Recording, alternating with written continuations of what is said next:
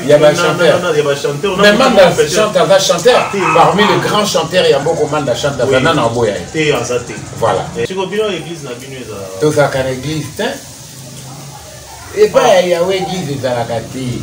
C'est le Machia, c'est Yeshua HaMashiach qui est l'église. Donc c'est lui le chemin, la vérité et la vie, point barre. Pas de congrégation, pas de confession. Ce sont des créations des hommes inspirées par Satan. Jésus écoute tout ça dans le monde.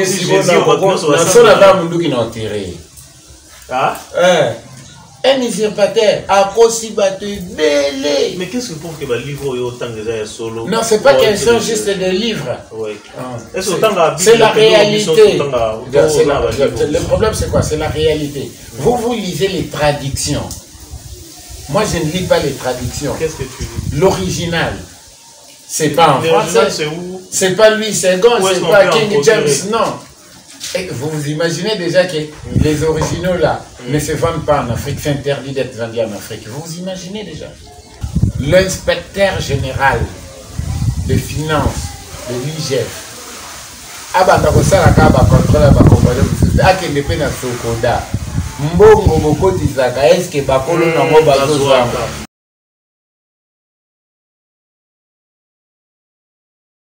Alcas Production TV. Aleka Silembo, Aleka Silembo, Mama Nangaye, Aleka Silembo, Alcas TV, Aleka Silembo Production. Balobi deux fois pour s'abonner massivement.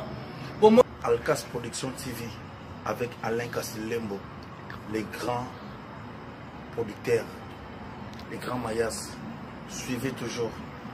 Les chaînes nous ont multiplié, donné un niveau international. Alain Kassilembo, South Africa. Alain Kassilembo, Alain Kassilembo, South Africa. Alcas Production, Alain Kassilembo. Alain Kassilembo, South Africa. Alain Kassilembo. Plein de larmes, mon âme enflammée. Alcas Production. Alcas Production, Alain Kassilembo. Kassilembo, j'aime ça bon mot, Alcas Production TV. Alors abonnez-vous sur Alcas TV, Alcas TV pour toutes vos informations. C'est Bobo Landa, Maramunioso, la nouvelle, la suite d'été, vous s'abonner à Alcas TV, Alcas TV. Balobi, restez branchés sur Alcas TV, Alain Kassilembo. Veut dire pour la news surtout, calamité. Quelque chose se prépare. Balobi, Kokodio, Kotongo, Zotana, Kalamingite. Balobi, bientôt 5h30 avec votre artiste, Kabose Boulembi, national numéro 1. Merci Bandero Walandi, Alcas Production. Vous avez été juste partout dans le monde entier, les États-Unis, le Canada. Ici, Alain Kassilembo Bavali. Merci beaucoup pour la confiance et fidélité au PSA. Toujours l'émission n'a bien vu tout artistes, musiciens, va faire des sociétés, va faire politique, va faire des choses. Oui, les Congo, je suis toujours là pour nous accompagner. Mais voici toujours la nouvelle actualité. On a invité Nanga Bomoni pour dans des émissions directement. Et lui, c'est Ben Dawson. Oui, Ben Dawson, artiste musicien, il y a Papa Wemba et Bolua. Quand il y a groupe, il y a Viva la musique, il y a Papa Wemba depuis. Et Lelo, Nazarine et Sengona, il y a Bino Bateau partout en Afrique du Sud. Bon, on a des gens en Afrique du Sud, tout ça, en émission. Au Binonio, sur le super arabe, Viré Gauthier, en Afrique du Sud, d'ailleurs, Justin Koïta, et des Michel Saravine, tout au coup. Bon, t'es Alain Kassilembo, je reçois pour vous. Déjà, Ben Dawson, tu peux t'avoir ma solo à Mboka, tu peux t'avoir ma solo à carrière, tu peux taper, du soleil à vivre après la mort, il y a Papa Wemba, il y a Viva la musique à évoluer. Est-ce que Viva la musique à toujours la bonne marche, t'as c'est ça pour ça, moi il faut avoir un artiste monnaie, Ben Dawson on aurait un bail dans le bas. Bonjour artiste. Bonjour, merci. Bon niveau. Ça va bien Yannick. Artiste, c'est l'accent dans la bâtiment sur peut-être on va jouer chanson de Koureo. Moi Kala, oui, moi Kala bande de Bélé, bah mon Dieu sur la TV, ils ont moi rare dans le monde des médias surtout, mais je vais barater, moi arrêter voilà pourquoi. mais c'est là, on va dire qu'on a une identité. On va dire la musique, on va dire la Sima Host na Canada, Bazawana. Pour ça, on a vraiment plaisir. Moi, identité, il n'y a pas de problème comme ça. Pourquoi tu as la problématique même sur le il n'y a pas de problème, bien. Oui, il y a eu beaucoup, il y a eu beaucoup de son, il n'y a pas de problème. Il y a pas de problème. Banganga basengi ya bato bakotinda yo osilisa fami na yo dio ponanga keleve soki mwete o yo moko liboma pona manda yo kolanda bizaleli ya baninga te amitié tokosalaka basusu balinganaka Merci beaucoup, je pense qu'il y a les Kassilembo à Sepeli. On dire sur la montée, même ma Solange peut à Sepeli et Skabazan. Et nous sommes évolué sur les vies artistiques. Comment est-ce que tu vis pour le moment? Ben, je suis seul, j'évolue en solo maintenant. Après que Nalanda qui n'a pas de télévision, n'a pas qui révoqué la vie la musique signée par Mernabiso Amazon. Oui. Alors, j'ai pas voulu commenter là-dessus et puis j'ai continué mon chemin. J'ai fait la carrière solo. Voilà. Mais tout le monde a un moment qui est Sima. Nous avons aussi révoqué la vie la musique. Est-ce que Lélo, tant que tu as fait la révocation de la vie la musique, est-ce que tu es conscient et a fait Moko et Salima qui ou comment il est? Na mon appel être à révocation, tu vas péter dans la langue, dans la média, dans la télévision, dans la radio, va vite révoquer. Mais personnellement, bon, n'a rien. Et même en tant que dans la société, que mon tout temps, révoqué, il faut l'entendre quand même. On ne condamne pas quelqu'un sans l'avoir entendu, ou bien l'incriminer de quelque chose. Dans mon côté, dans les médias, je ne pouvais pas aller continuer à me justifier alors que l'équipe déjà dans les médias. Mais est-ce qu'aujourd'hui tu penses que maman Amazon vient avec toi? C'est bien, Azam aussi à Papa Wemba.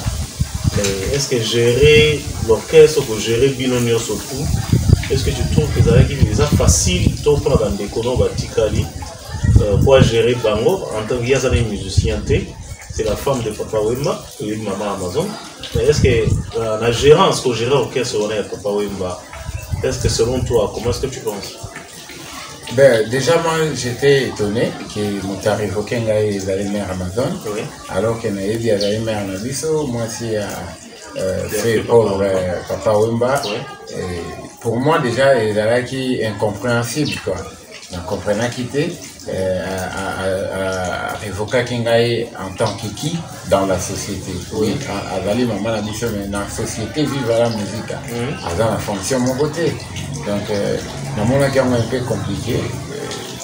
Je sais pas, peut-être, mon équipe, peut-être, ou peut-être, mon équipe, je conçois ça mal que papa me bagate. Moi, j'étais musicien. Collaborateur. Donc, Nalinga la musicien, il y a non, je n'étais pas musicien. Sinon, il n'allait pas m'engager. Pourquoi il m'engager? Ma famille n'a pas dans le quartier de Bango. Donc, il m'avait engagé dans le groupe parce qu'il avait trouvé qu'en moi, il y avait quelque chose où il avait qui peut-être un apport. Oui, la compétence aussi. Voilà, c'est cette compétence qui pouvait amener un plus. La carte à vivre, on a engagé.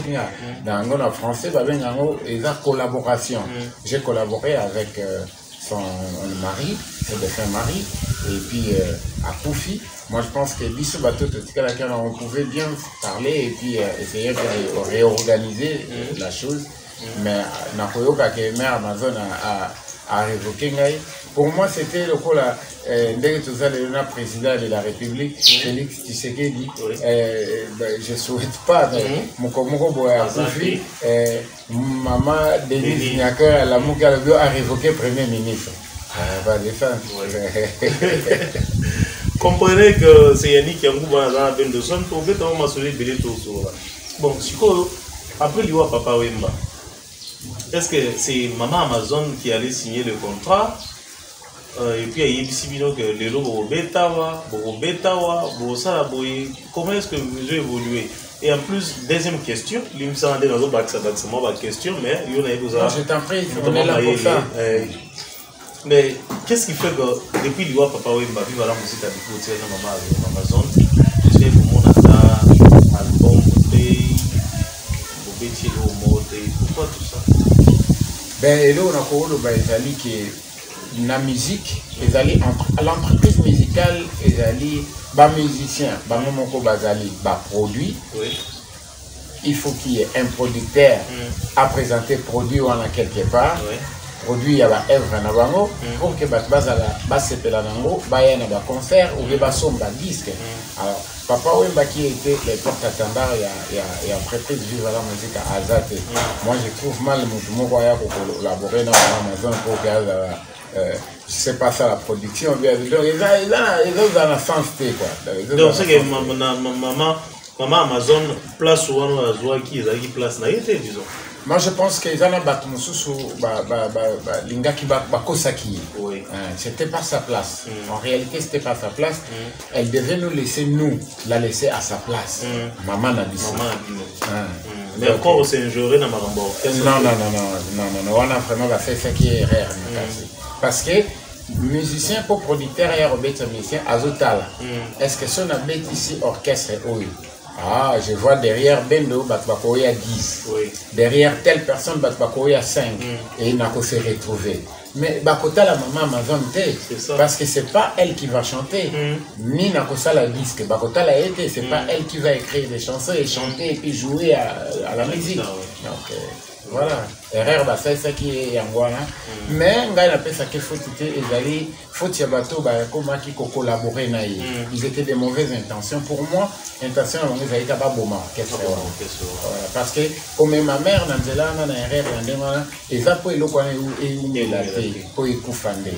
ils étaient méchants. Ils n'ont pas aimé Papa Wemba. Mais est-ce qu'aujourd'hui, Ben de son époux, pour ça, dans la baningo, qui est toujours qu'on a regardé comme on a été dans la musique? Non, c'est pas que Ben de son époux ou contre. Moi, je suis revenu à Kinshasa en 2016, je suis revenu à l'appel de Papa Wemba. Et l'appel était Petit Nangana Lembi, viens prendre la relève. Pourquoi moi? Ben oui, pourquoi moi? Parce que c'est moi l'initiateur de l'orchestre Nouvelle Écriture qui est Vive la musique de Kinshasa. Voilà. Donc, il y a des chemins pour réfléchir. Non, tout ce dont nous avons joué ensemble, la plupart, 90%, c'est pas Papa Wemba.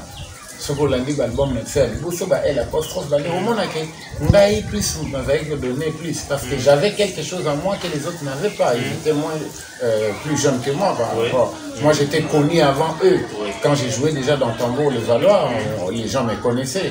C'est comme ça que Papa a utilisé ces talents-là et ces noms-là pour que là-dessus, une nouvelle écriture est Botama. Une nouvelle écriture qui est aussi une marque propre à moi. Voilà. Mais est-ce qu'aujourd'hui tu as des idées peut-être pour développer une nouvelle écriture? Non, mais là j'évolue en solo. C'est dans le compte de l'entreprise Nouvelle Écriture parce que c'est ma marque déposée. Donc toi tu vas garder ces noms? Non, pas garder, c'est ma marque déposée. Quand on jouait dans Nouvelle Écriture avec Papa, c'était Vive à la musique, Nouvelle Écriture. C'est-à-dire, Vive la musique qui est la marque de Papa Wemba et Nouvelle Écriture la marque de Bendo. Vieux na petit na basangane ba collaborer ba faire les locaux et binisi Vive la musique Nouvelle Écriture de Kinshasa parce que à cette époque-là, Vive la musique, le Vive la musique, ils allaient qui va à poto. Voilà, c'est ça. Bendo son doto zonga na la zonga siko manke na masolo to betanga na Afrique du Sud. Est-ce que Bendo ko ko isangai ko biani Nzamba bengi ngai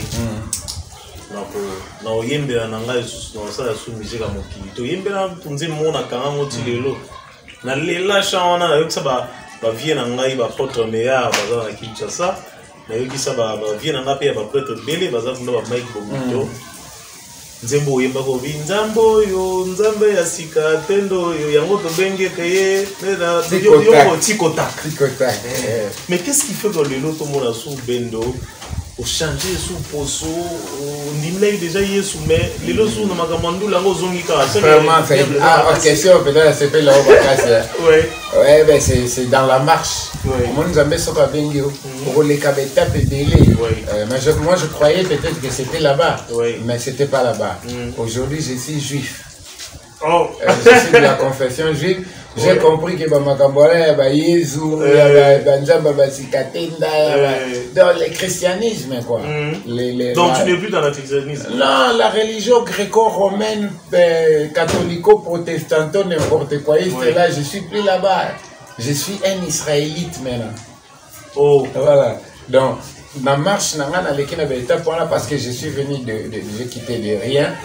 Dans l'équiwana parce que na Congo makambo tebaki mingi zaki yango wana nzambe la kisi qui n'était autre que Zéus, la divinité de la Grèce ancienne, le soleil Jupiter. Et puis, tant qu'on a comme l'Afrique du Sud, Yahweh continue comme non, c'est pas ça. C'est l'Élohim d'Abraham, d'Isaac et de Jacob. Il n'a rien à voir qu'avec les religions. Les religions, toutes les religions, non. Moi, je suis Israël, qui veut dire attaché à Elohim. Israël attaché à Elohim. Ok, cet appel-là, appel-là, il au Bongwana, au c'est la transformation. C'est l'or qui était en train d'être testé. Au point que parce que pour la gaille, tous les batailles la télévision, gréco-romain, catholico-protestanto, n'importe quoi là. Mais qu'est-ce que pour qu'il y ait un solo? Oui, parce que c'est Israël. Il n'y a aucun prophète, il n'y a aucun apôtre français, américain, non, tous étaient des juifs. Le salut vient des juifs. Tu veux connaître la vérité, va vers les juifs, tu connaîtras la vérité. Ok. Mais nous sommes. Le salut vient de des dieux. Non. La Bible nous dit, le salut vient des Juifs. Pas des Américains, pas des Italiens, pas des Romains, non. Il faut quota. Profite. Si vous avez une église, tout ça qu'une église, et pas Yahweh église de la Kati. C'est le Mashiach, c'est Yeshua HaMashiach qui est l'église. Donc c'est lui le chemin, la vérité et la vie, point barre. Pas de congrégation, pas de confession. Ce sont des créations des hommes inspirées par Satan. Mais c'est que je vais dire, je vais dire l'inspiration comme on est absolu pour l'autre. Tout le monde va s'accepter tout le monde a et tu sais, moi. Mais non, ça ne sert à rien. Il n'y a qu'une seule voie qui s'appelle Yeshua HaMashiach, qui est le chemin. Oui, bien qui on est dans Yeshua HaMashiach. Jésus. Oh, Jésus est un escroc. Ben oui, c'est un escroc, c'est un usurpateur. Il a pris l'identité de Yeshua. En Afrique, Yeshua n'est pas Jésus. Non, non, non, il n'est pas Jésus. Jésus-Christ n'est pas Dieu. Ah ben, Jésus-Christ est Dieu. Mais Yeshua Mashiach n'est pas Yahweh. Non. Il est le fils d'Elohim. Donc Jésus n'a Dieu. C'est la même chose, c'est Satan. Il change juste de leur nom. Ah ouais. Le créateur des cieux et de la terre s'appelle Yahweh Adonai, El Shaddai, l'Elohim d'Israël. Yewana. Exactement. Lui il bénit les siens. Mais il faut permettre que tu sois après interview. Tous ont fait moi interview à parler. Tu sais, aux hommes discrets, dans le monde de la musique, tu n'apparais plus. Mais tant qu'on a yé, dans le côté, ici, pour faire dans tout cas. Non, et pas Yahweh, et donc on dit exacté. Tout est possible à celui qui croit. Donc lui, c'est l'Elohim qui enlève les il et les m dans le mot impossible pour que ça reste possible. Impossible. Quand tu caches les i et les m, ça devient possible. Il est l'Elohim du possible. Jésus écoute tout ça, il a montré si on a un qui n'a enterré. Un usurpateur a aussi battu belé. Mais qu'est-ce que pour que le livre ait autant de solo? Non, c'est pas question juste de livres. C'est la réalité. Le problème, c'est quoi? C'est la réalité. Vous lisez les traductions. Moi, je ne lis pas les traductions. Qu'est-ce que tu lis? L'original. C'est pas en français. C'est où? C'est pas Louis II, c'est pas King James, non. Et vous imaginez déjà que les originaux là ne se vendent pas en Afrique, c'est interdit d'être vendu en Afrique. Vous imaginez déjà? Donc, vous avez la domination internationale des Européens. Non, Dieu c'est la traduction des Zeus qui est en grec traduit en latin par Deus et traduit en français par Dieu. Zeus c'est qui? C'est la divinité de la Grèce ancienne. Jupiter, le roi soleil. C'est une création d'Elohim, on va comme adorer, on va comme faire une divinité. Je m'en fous. Je m'en fous. Je te dis, je m'en fous éperdument. Ce qui va moi te voir, il n'a pas mais tant qu'il y a à côté d'un gars, je suis très content. Merci beaucoup. Merci beaucoup, fidèle internaute. Bon, on évolue toujours. Mais nous sommes sûrs que tu as du soleil à moi, la photo, à 13 heures. Et album, combien de chansons? Ben là, jusque-là, on a fait beaucoup de noms de combien de chansons. Parce qu'ils ont continué, caca. Elle est nationale à sali mon apôtre à 13 heures, nationale à sali purgatoire, on a sali mon choix, on a sali.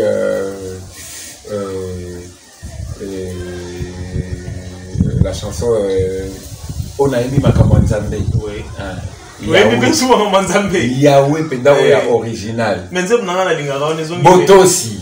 Titre nango Botosi. Le problème, c'est pas de prier, ni de chanter. Non.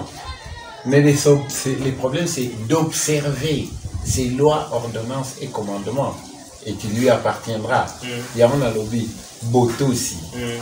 Tosande. Mais dans bien, c'est mon amour en Afrique du Sud dans Koulara. Il y a raison d'y n'a pas on a pas sur la passe ça va n'importe quoi. Je te dis comment qui avec ma main, avec mon cerveau. Maintenant tu as eu ta main. Pas avec l'esprit d'Elohim, mais avec l'esprit de Jésus, de Satan. Ouais. Merci. Toujours à moi la poteau à 13h. Pourquoi moi la poteau à 13h? C'est toujours dans le cadre enseigné. Moi je suis un enseignant. Sur la Bible au Canada. Donc c'est-à-dire, moi la poteau à 13h, ils allaient dans un sens figuré. Et là, peut-être moi la poteau. Donc ils allaient soutouker la nyonso. Bamawelisa, Bamawelisa, Bamawelisa. Parce que la Kinshasa tante au là, bateau bazaki danger tout le monde est dans la poteau. Alors mais ce que pour moi, il y a des nakati il y a Batouana, il y a Poto, il y a Kinshasa, il y a Luanda, il y a des gens que moi j'ai observé qui sont des Soutouké là, des Mawelisa et des Mamonisa. Qui sont des Soutouké là, des Mawelisa? C'est-à-dire bateau va Soutouké là, à son voiture, à Soutouki. Asobi pantalon, asutuki. Mais ebandi na yote, ezala kabongo, kosutukate. C'est normal, dit c'est même gloire à Elohim, on doit sutuka pour aller pour bangi sabato non basombite. Non, faut que tu aies un comportement. Au sombi basket na yo, au kanya mon photo tiens na Facebook. Oh non, bobunda, t'es bobunda nanango. Non mais tu es méchant. Yo va en basket, oui c'est vrai, mais tous tes amis n'ont pas les mêmes baskets que tu as acheté. Pourquoi c'est ça? Tu es méchant. Donc les balles à côté de c'est des méchants, c'est des complexés, c'est des soutouqués là, des maouélisa. Il y a chrétien, il y a un comportement, il y a chrétien. Mais là, il y a Batou. Non, Baza est belé. Non, en tout cas, dans Salango, pour Batumoko individuellement, en tant qu'analyste et associé, j'ai juste fait des analyses et puis, pour que Batouba change. Même dans la carte qui soutouke là, Batika qui soutouke là. Ok. Mais si vous avez un album, il y a moins photo à 13h. Et là, on y a proposé. Mateya na Mateya, Izoya.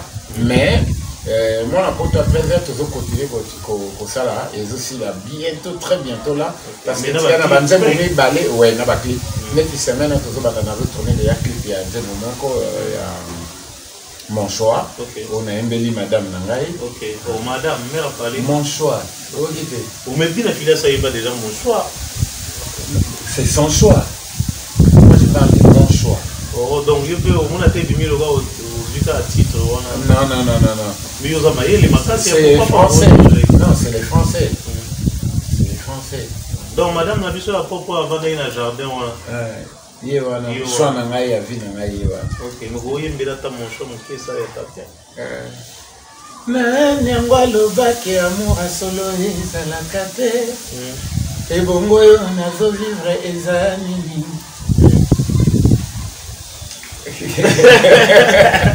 donc c'est veut dire que mère n'est pas venue dans le jardin on a offert vivre bon solo to yondo faire donc makambo to za kono ezaka bien te ezaka bomenga on a vivre en tout cas ya qui na makambo situ bino ba musique ba parole olena tala na bité bato bakosaki nga na ye oloba siko na nzembo na refrain na lobi nakokende na media nayebisa yo po bakonfirme na yo manso naloba ke nalingaka yo Charlène Michigan Béa. Donc comment mère Charlène Michigan mère Bambote Zali maman Charlène Michigan Bambote Sibozai moi si moi ya pembe ya pour ma kasi moi na poto Bambote merci on continue sur le bateau nakokende na media bayebisa yo po bakonfirme na yo manso naloba ke nalingaka yo Charlène Michigan Béa. Tu m'as rien promis mais je suis ta plus grande promesse. Tu devines mes pensées, tu es vraiment ma psychologue.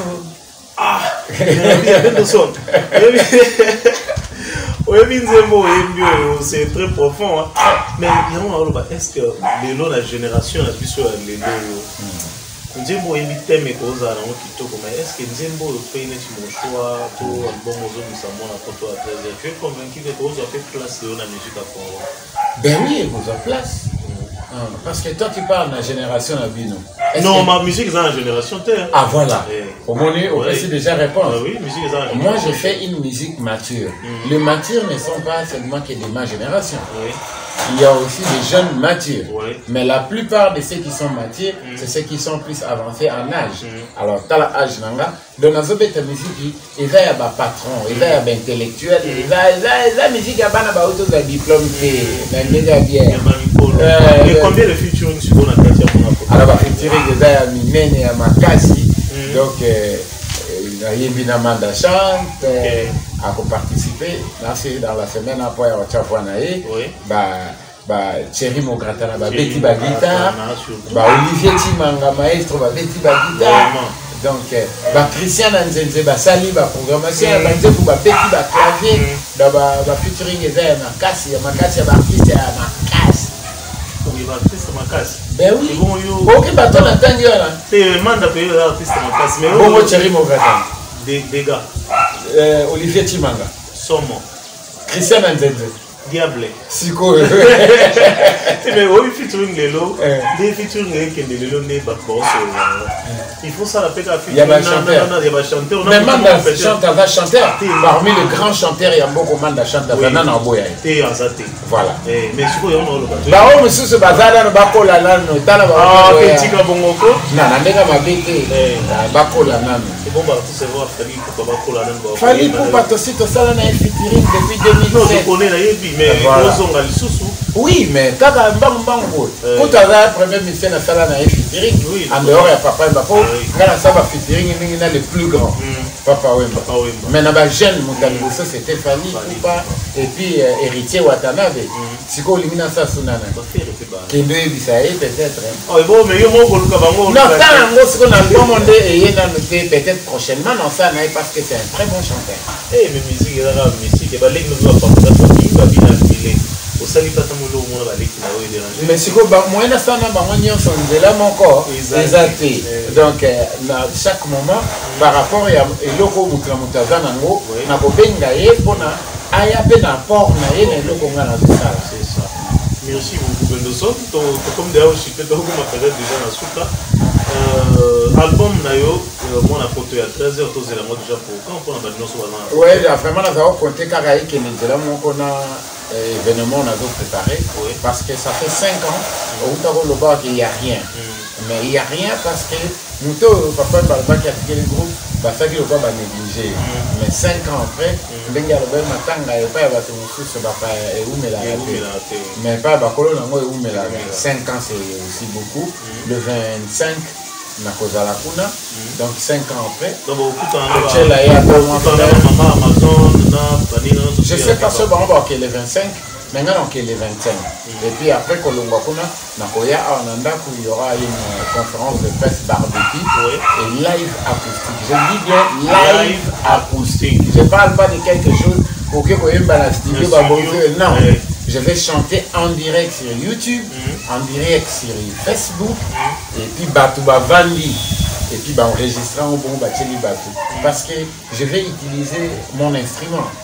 Oh, vous avez appris ça à matos non complet? Non, mon instrument c'est ma voix. Oh, ta voix, ok. Donc les gens doivent écouter mon instrument qui est ma voix. C'est ça, Bendoson. Sans qu'ils aient un battricage, il y a studio. Non, ça live au dernier boss nangai mentor nanga pas problème bazaro sala. Et là live où il y a ngote pour na visiter là. Donc les toi nous ça c'est pour faire pour artiste azoyemba. C'est ça. Et puis soko kozala au moins temps on a rebanda koyemba. Batu mingi barobanda ko bakotikala batikali stupéfait et puis peut-être tant on dit Céline qui m'a beaucoup mouru bimina qui dit voilà parce que bakozala captiver la mélodie quoi. C'est ça. Merci beaucoup Yves Mwanza Bambote Belé ici Kozali. Yves Mwanza mon ami Bambote Belé. Bendoson toi qui est déjà là au chuté. Mais qu'est-ce que Bendoson pense aujourd'hui pour notre pays? Yo en tant que leader d'opinion Mboka Nabiso, avec notre président Félix Tshisekedi, qu'est-ce que tu penses pour le pays? Mon message pour lancer la base. Je vais commencer, comme on dit toujours en français, la charité bien ordonnée commence par soi-même. Notre président, l'actuel, le premier de la première alternance, a une volonté politique. Mais moi, je pense qu'il n'est pas vraiment très bien entouré. Ça, c'est mon opinion. Pourquoi? Parce que de mon côté, dans mon domaine, des artistes, il n'y a rien. Rien qui est dit, rien qui est préparé, rien. Or, ces pays, la République démocratique du Congo, ce qui est Banaki, Ibanda, mon point positif, c'était à travers sa musique. Et comment notre président arrive? Il a pléthore de conseillers. Bazo conseiller était pour valoriser et le théâtre. Les lots dans le monde théâtre Nigeria, c'est l'art aussi. Pourquoi théâtre Nigeria alors que surtout les artistes nigériens, ivoiriens, bazolo babango source d'inspiration c'est les groupes Salongo. Tu vois, sur l'année artiste belé bambo comme sous musicien. Source d'inspiration c'est Franco, c'est Rochero, c'est Papa Wemba. Alors comment bisoto koko comme on met beaucoup d'argent dans le foot qui ne produit rien du tout. Rien du tout. Rien. Ils font toujours les déshonneurs de ces pays. Inutilement. Mais bateau basaka honneur et à Congo, bateau penser na bangote, je dirais le président consulté. J'avais vu une délégation de musiciens. Qu'est-ce que ces musiciens-là ont dit au chef de l'État? Rien. Pourquoi qui les a sélectionnés? Quels sont ces conseillers qui les a sélectionnés pour qu'ils écoutent un chef de l'État alors qu'ils n'avaient même pas une idée, même pas un apport pour notre musique. Eux-mêmes sont à la base de la destruction de notre musique, dans leurs insanités, dans la dépravation de mœurs et dans l'escroquerie. Vous voyez par exemple sur le droit des artistes, regarde les musiciens, sauf à Betty Montamo, on a peut-être surpris, mais la plupart au monde abandonné sur mon bango, mais tu peux pleurer. Est-ce que ça est de l'autre côté? Pourquoi ils ne peuvent pas voir leurs droits? Parce qu'il y a des gens qui sont là en tête où on a chef de l'État, on a premier ministre, qui n'ont pas des idées, qui n'ont dans leur tête que l'esprit ce sont des ventriotes. Même il y a Bangote, même il y a Ngabendo Baliakango. Parce que je cite la Sokoda par exemple. Parce que Bambongo y a une redevance audiovisuelle. Je ne peux pas te dire na poto. Bambongo est poto y a c'est ça ya Bendo. On leur donne pas, il y a des gens qui bouffent cet argent là-bas et état des droits. Ça c'est un message que je lance au chef de l'État. Vraiment, avec tout le respect que je vous dois, l'état des droits doit s'occuper aussi des musiciens. L'inspecteur général des finances de l'IGF abanda kosala ka ba contrôle ba compagnie akende pe na Sokoda mbongo bokotisaka eske bakolo nango bazozwanga.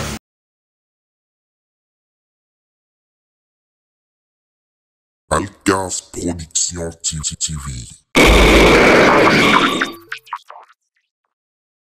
Ale Kasilembo, mama na ngaye, Ale Kasilembo, Alcas TV, Ale Kasilembo Production. Balobi deux fois pour s'abonner massivement. Alcas Production TV avec Alain Kasilembo, les grands producteurs, les grands mayas. Suivez toujours. Les chaînes sont multipliées par donner un international. Alain Kasilembo, South Africa. Alain Kasilembo. Alain Kasilembo, South Africa. Alcas Production, Alain Kasilembo. Alain Kasilembo, South Africa. Alain Kasilembo. Plein de larmes, mon âme enflammée. Alcas Production. Alcas Production, Alain Kasilembo. Kasilembo, j'aime ça bon mot. Alcas Production TV. Alors abonnez-vous sur Alcas TV. Alcas TV pour toutes vos informations. C'est Bobo Landa, Maramunioso, la nouvelle, la suite d'été, vous s'abonner à Alcas TV. Alcas TV. Balobi, restez branchés sur Alcas TV. Alain Kasilembo. Veut dire pour la news surtout, Kalamingité, quelque chose se prépare. Balobi, Kokodio, Kotongo, Zotana, Kalamingité. Balobi, bientôt 5h30 avec votre artiste, Kabose Boulembi, national numéro 1.